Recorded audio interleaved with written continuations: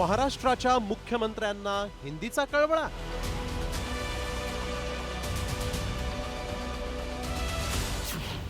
शेकापच्या मेळाव्यातून राज ठाकरेंचा हल्ला.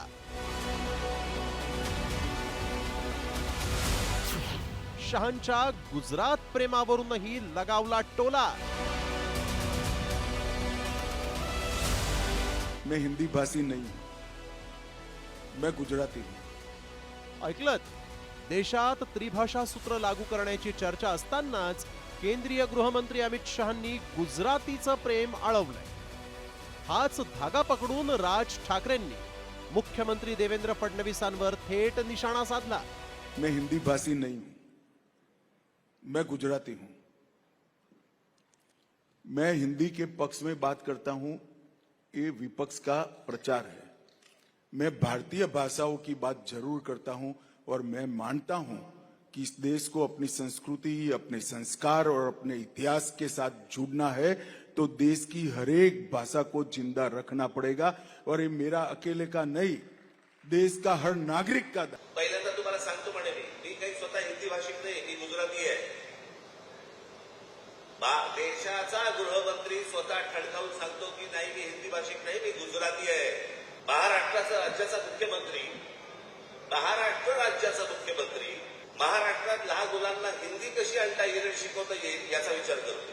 पण महाराष्ट्रामध्ये जे काम धंद्यासाठी येत आहेत त्यांना मराठी कशी येईल याचा विचार नाही मुख्यमंत्र्यांच्या पदात. आगामी महापालिका निवडणुकीच्या पार्श्वभूमीवर सरकारनं महाराष्ट्रात पहिलीपासून हिंदी सक्तीचा निर्णय घेतला होता. मात्र प्रखर विरोधानंतर सरकारनं हा निर्णय मागे घेतला असला तरी नरेंद्र जाधवांच्या समितीच्या निर्णयानंतरच हा निर्णय पुन्हा लागू केला जाण्याचे सूचक संकेत मुख्यमंत्र्यांनी दिलेत. त्यामुळे राज ठाकरेंनी अमित शहांच्या वक्तव्याचा संदर्भ देऊन फडणवीसांची कोंडी केल्याचं चित्र आहे.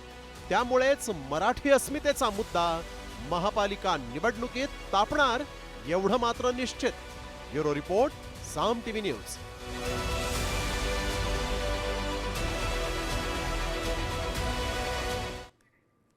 तर सरकार महाराष्ट्रातून मराठी संपवायला निघालंय. कोणत्याही भाषेचा द्वेष नाही, मात्र हिंदीची सक्ती नको असं म्हणत उद्धव ठाकरेंनी सरकारवर निशाणा साधलाय. सरकार जणू काही महाराष्ट्रातून मराठी संपवायला निघालेली आहे.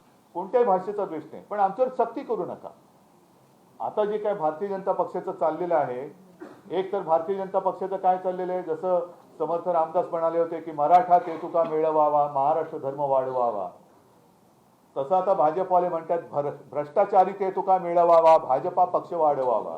आधी दुसऱ्या कुठल्या तरी पक्षात जा, काहीतरी गडबड घोटाळा घे, तर मग तुला तिकडे सन्मानाने बोलवतील आणि मंत्री करतील.